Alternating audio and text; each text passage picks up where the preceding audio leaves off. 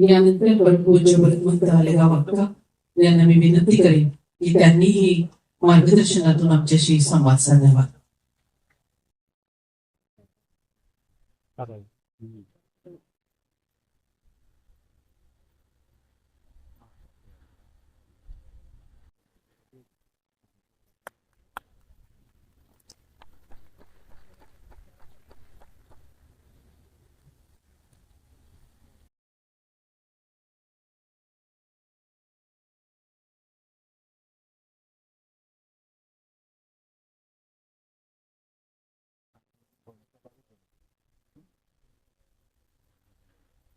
विज्ञान शक्ति अवतरले बहुत दैत्य निर्गाणिले.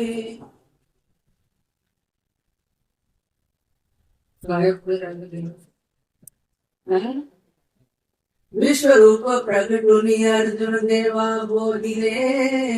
दया नमन श्री कृष्ण राया देव शर्मा गता वज्र पंजरो आर्तांचा उदारो तो नवीन कृपेचा सागरो.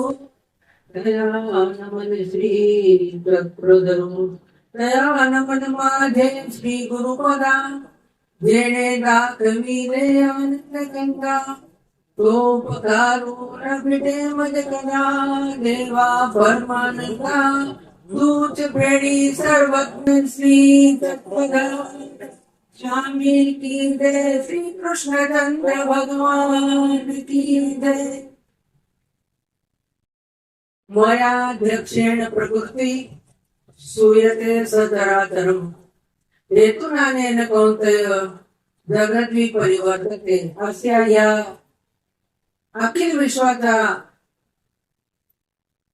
कारभार व्यापार पालन पोषण योगक्षेम या परमेश्वराच्या अध्यक्षतेखाली चालते.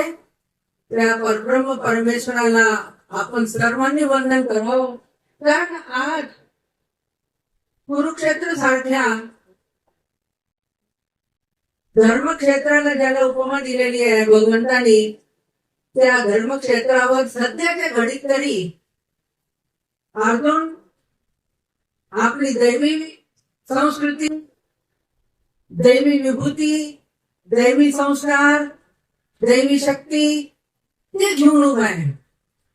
आणि दुर्योधन आपली आसुरी संपत्ती आसुरी संस्कार आसुरी शक्ती तो घेऊन उभा आहे. युद्ध तो काही थांबणार नव्हता. कारण देवच म्हणत आहे कालोस्मी लोक क्षयकृत प्रवृद्ध मी सर्वांचा काळ आहे मिळलेले आहे. तू फक्त निमित्त मात्र भव सभे साचीन. अर्जुन तू फक्त निमित्त बन. कशासाठी निमित्त बन? देव तर म्हणतात मी मेलेले आहे. मग पुन्हा पुन्हा म्हणतात तू युद्ध कर तू युद्ध कर. कशासाठी युद्ध करायचं? आज्ञा पालन करण्यासाठी. तू माझी आज्ञा पालन कर. फक्त माझ्या आज्ञेने कर. माझी आज्ञा जर तू पालन करशील तर तुला कोणताच पाप लागणार नाही. तू जर माझ्या आज्ञे व्यतिरिक्त करशील तर मात्र तुला पूर्णपणे पाप लागेल. म्हणून तू क्षत्रिय आहे तू राजपूत आहे तू माझा भक्त आहे तू माझा सखा आहे तू माझा अनग आहे तू माझा प्रिय आहे तू माझा आहे रे तू माझा आहे. असे देव त्याला वारंवार वारंवार आपलेपणा देऊन योग्य आचार करण्यासाठी काही म्हणतात देवाने वारंवार प्रेरित करून एवढी मोठी हिंसा घडायला लावली. हिंसा होणार नव्हती. देवाने आधी सर्वांना मिटिंग घेऊन प्रत्येक कार्यासाठी कुठे मिटिंग घेतलं असेल या कार्यक्रमाला सांगितलं की मिटिंग मध्ये सांगितले जाते की असं असं व्यवहार करायचं. परंतु ते दुर्योधन ऐकायला तयार नाही. शेवटी देवाने इथपर्यंत म्हटलं अरे भाऊ 5 भावांना 5 गाव देऊन दे. तो म्हणे स्वीच्या डोक्या एवढी जागा द्यायला मी तयार नाही. भगवंत म्हणतात ठीक आहे मग याच्यासाठी शेवटी काय होणार आहे? आपला हिस्सा आपल्याला मागावा लागणार आहे. आपला हिस्सा आपल्याला मागावा लागणार आहे. तो आपला आहे दुसऱ्याचा नाही आहे. अतिरेकी नाही आहे. युद्धामध्ये त्यांना दुसऱ्याचं काहीतरी घ्यायचं असं मुळीच विचार नाही आहे. त्यांचा हिस्सा आहे तो त्यांचा आहे. म्हणून आजचा दिवस पुन्हा मागच्या साली मी 800 वर्षांच्या जयंतीला जेव्हा या कार्यक्रमात आली होती तेव्हा सर्वज्ञांच्या या विचारांमध्ये तेच आहे की ज्याचा हिस्सा त्याला मिळावा. जेवणाचे 1-2 वेळा केलेले तसंच आज आपण आपला या श्री गीता जयंतीच्या दोन्ही पार्ट्यांच्या युद्धामध्ये हेच शिकायला आलो की आपल्या हिस्स्यासाठी आपल्याला लढाई करण्यात काही हरकत नाही. परंतु मला पत्रिकांमध्ये थोडं वाचलं, त्याच्यात अण्णांनी लिहिलेलं आहे की सगळेजण आपल्या स्वार्थात गुंतलेले होते, कोणाच्या या स्थानाकडे लक्ष गेलं नाही. मला असं बिलकुल कबूल करायचं नाही. या स्थानासाठी सुद्धा आमचे आचार्य श्री प्रवर मोठे बाबा जाधववाडी येथील बाबा त्यांनी माझ्या देखता सुद्धा एक वेळा अशी काही गोष्ट निघाली होती तेव्हा मुन्नाभाई होते जवळ, त्यांच्याकडे हे सोपवलं होतं की थोडी व्यवस्था पहा, लक्ष द्या. परंतु काही गोष्टी राजकारणी लोकांना साम दाम दंड भेद करता येते, ते साधू लोकांना आम्हाला शस्त्र उचलता येत नाही, आम्हाला शक्ती करता येते, आम्हाला संघटना करता येते, आम्हाला आपल्या देवाला प्रार्थना करता येईल. काही गोष्टी देवाला प्रार्थना करून किंवा एखाद्या झाडाखाली बसून मी भिक्षा मागून एखाद्या डोंगरात बसून तपश्चर्या केल्याने कदाचित शक्य होणार नाही, कारण हा कलियुग आहे. कलियुगामध्ये संघ शक्ती कलियुग आहे. म्हणून एवढी संघ एकत्रित करून त्यांनी बोलवण्याचा जो एवढा मोठा प्रयास केलेला आहे हा फार ते सोपा नाही आहे. आम्ही दरवर्षी काहीच कार्यक्रम घेत नाही आलेला, कुठलाच कार्यक्रम घेत नाही. फक्त पौत्याचा कार्यक्रम ते काय कुठून आमच्या डोक्याला लागून गेलेला आहे की लोक येतात आणि पोहोचतात होते त्यांचीच व्यवस्था, एवढ्यासाठी तर आपण एक थकून जातो. परंतु हे लोक महिन्यापासून 2 महिन्यापासून इथे कार्यक्रमाला आलेले आहेत यासाठीच की आपला हक्क घ्यायचा. आपल्याला कोणाची वस्तू घ्यायची नाही. आमचे सर्वज्ञ हे लाड सामक ब्राह्मण आहेत. काही एक लोकांनी पुस्तकामध्ये अतिशय घाणेरडे शब्द वापरलेले आहेत, ते मला वापरताना सुद्धा लाज वाटेल, मी वापरणार नाही. ते आमचे सर्वज्ञ कोण आहेत? आज इतके समजा बसलेले हे सगळे साक्षीदार आहेत की आमचे सर्वज्ञ त्रिमल राधा होता इथे, त्यांचे प्रधान विशाल देव ते लाड सामक ब्राह्मण होते आणि त्यांचे चिरंजीव श्री आमचे सर्वज्ञ श्री चक्रधर महाराज हे त्यांचे सुपुत्र आहेत. ते आमचे सर्वज्ञ आहेत. ते लाड सामक ब्राह्मण आहेत. नाहीतर कोणी कोणाचे असे कुठून तरी आलेले असा अर्थ मुळीच नाही. कोणी तशा विचाराचा मनुष्य असेल त्यांना आपल्या डोक्यातून भुसा गिसा काढून टाका. दुसरा एक विचार की सर्वज्ञांनी जागोजागी जिथे जिथे गेले ते आमच्या सन्निधानामध्ये देवाच्या सन्निधानामध्ये असलेल्या भक्तिजनांना वारंवार सूचित केलेलं आहे की तुम्ही तिथे जा, नमस्कार करा, तुम्ही तिथे जा, वंदन करा.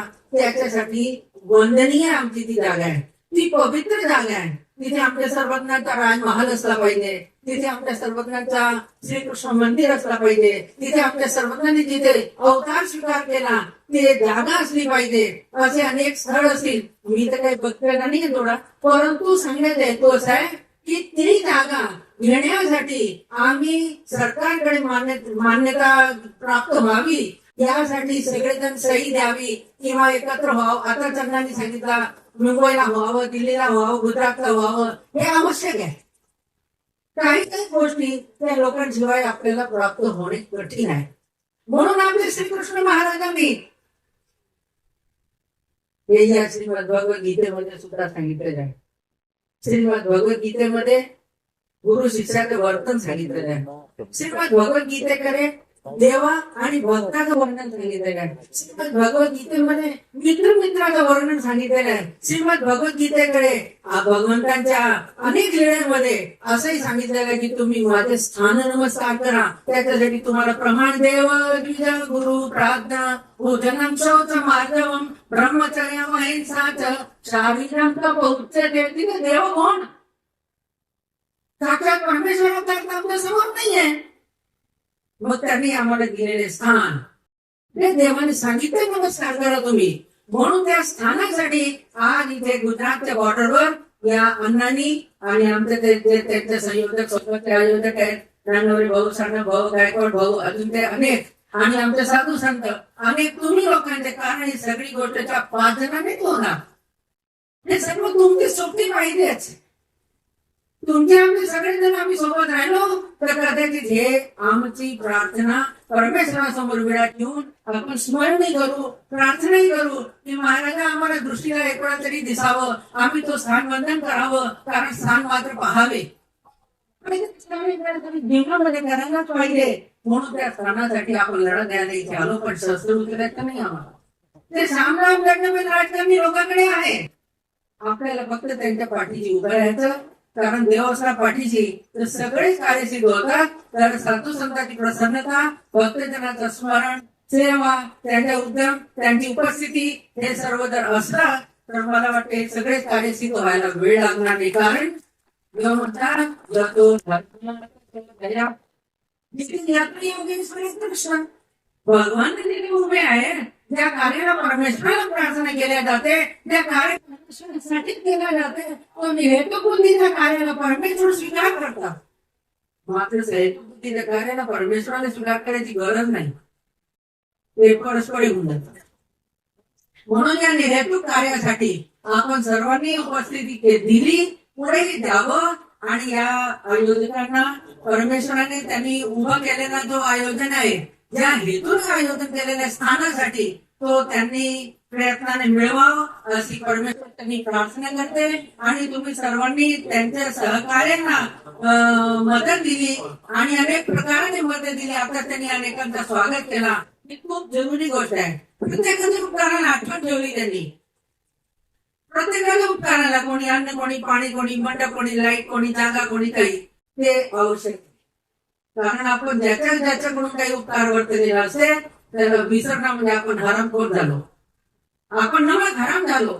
आणि तेच उपकार जर आपण ठेवले तर आपण उपकारित झालो. म्हणून अशी व्यवस्था पुढे पण परमेश्वराने त्यांच्याकडून घडून घ्यावं आणि ते स्थान आम्हाला पुन्हा या जीवनामध्ये असेपर्यंत तरी आम्हाला नमस्काराला मिळावं. आणि आवश्यक तिथे यावं. तर काय माहिती किती दूर आहे आम्हाला जाणं होते की नाही होत, ती गोष्ट जरूर होणार आणि परमेश्वर कृपेने अवश्य घडणार, एवढी आशा बाळगून इथे मी थांबतो. भगवान श्री कृष्ण.